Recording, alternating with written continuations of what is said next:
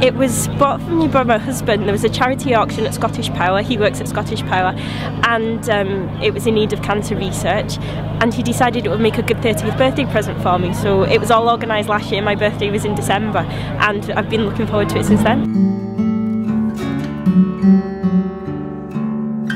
I think it is something that's known in the west of Scotland. I think people will notice when it's not there anymore, especially people who use the ferries all the time.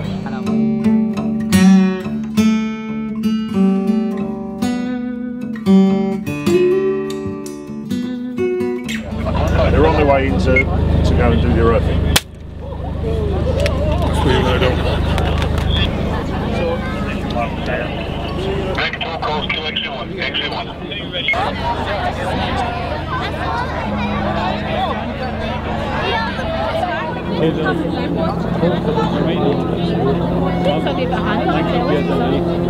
Okay.